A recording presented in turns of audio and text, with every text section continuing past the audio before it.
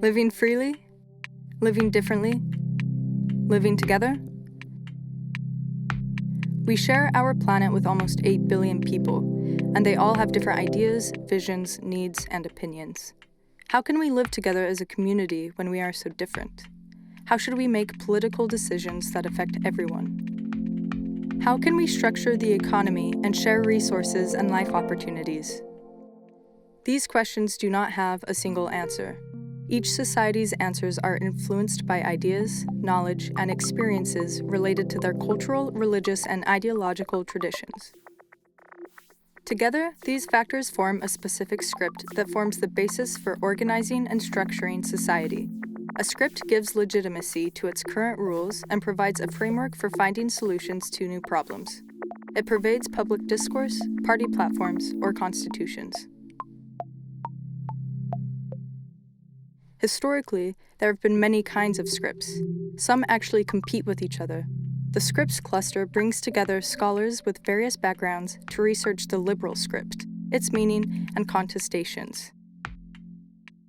Scripts is located in Berlin and has collaborators all over the globe. To explain the liberal script, we must first define liberalism. Liberalism is a political philosophy that promotes individual rights, including rights of due process under the law, respect for a person's equality, freedom of expression, and freedom from religious and ideological constraint. However, individual freedom ends where the freedom of another individual is affected. Yet, liberalism has always been criticized. Detractors say it overemphasizes free markets and justifies economic inequality. It also disrupts societal cohesion. The concept of the liberal script allows us to analyze the fundamental principles of liberalism. We look at how these principles are enacted in societies. Who criticizes them and why? Do these critiques turn into full contestations? This approach also allows us to capture differences between liberal societies. Variations in the liberal script reflect societies with different traditions, traits, and challenges. To identify these differences, we distinguish 3 types of elements within the liberal script: the core element, first-order elements, and second-order elements. The core element represents the one thing that all variations of the liberal script have in common: individual self-determination. This is individual liberty and free will as long as it does not restrict the freedom of others. Broadly speaking, there are 2 closely related first-order elements: rights and resources. The first of these, rights, protect the core element, individual self-determination and freedom. To practice self-determination, you need personal autonomy, the right to be free, and rights that protect you from others, and, crucially, from the power of the state. You may recognize these basic rights from the Universal Declaration of Human Rights. Freedom from torture, freedom of expression, freedom of religion, and the right to vote are examples. However, people need more than rights. They also need basic resources that enable them to exercise their rights. Resources can be material resources. For instance, to protect yourself from poverty, you need vital resources like food, housing, or healthcare. Immaterial resources, such as rudimentary skills like reading, writing, or counting, are necessary to take part in society. While the core is non-negotiable, first-order elements can vary in the degree of consent, but it must at least reach a minimum level for the script to be considered liberal. This results in different shapes of the liberal script. For example, there are different views in liberal thought about who should provide rights and resources.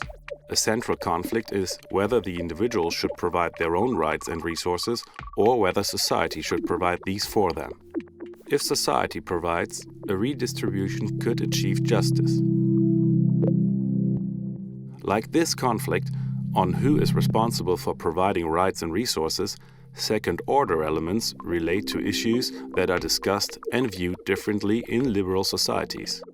Unlike the core and first-order elements, second-order elements can differ completely. In combination with variances in first-order elements, shapes of the liberal script get even more diverse. Let's have a closer look at these 7 second-order elements. Collective self-determination. People form social groups and communities to better ensure their individual self-determination. These groups and communities have the right to collective self-determination as long as every person affected by the community's decisions has a say in making these decisions. Rule of law. The rule of law protects individual rights by ensuring that the exercise of power, for example by a government, is bound to clear rules that apply to all members of the society, even the highest-ranking agents of the state. Separating the legislative, executive, and judicial branches of government limits these powers. Market economy. The market economy is a system of exchange based on private ownership of the means of production, competition, and the laws of supply and demand. Governments can set basic rules to ensure a fair market, but they cannot intervene further. Principle of merit. The principle of merit is the notion that not social background, gender, or ethnicity, but talent and effort should be the main factor in determining the distribution of resources and social and economic positions in society. Progress. Liberalism promises material progress in the form of economic growth and technological advancement, and moral progress in the form of advances in knowledge and values. Both promote individual self-determination. Rationality. Liberalism assumes that people's actions are determined by reason and that rationality leads to progress and a better future. This rationality is based on trust in science and knowledge and distrust in absolute truth and absolute rule. Tolerance. From the universal right to individual self-determination, it follows that no individual should be placed above others unless it is based on meritocracy. Tolerance speaks to the acceptance of the values, lifestyles, and social identities of other individuals, irrespective of who they are and where they come from. These 3 types of elements build the concept of the liberal script. Attitudes towards the liberal script vary worldwide. To figure out how attitudes differ and to what degree, our research team surveyed more than 50,000 people from 26 countries about their views. Beyond comparing country differences, we also consider different social factors like gender, age, religion, class position, or ethnicity. The many versions of the liberal script resonate differently with different societal groups, and they have different levels of importance in different countries. Understanding these differences helps us better understand how and why different political, economic, and societal contestations have emerged. Confronted with various challenges, societies will change and adapt, which leads to changes to their scripts. Is the dominance of the liberal script ending?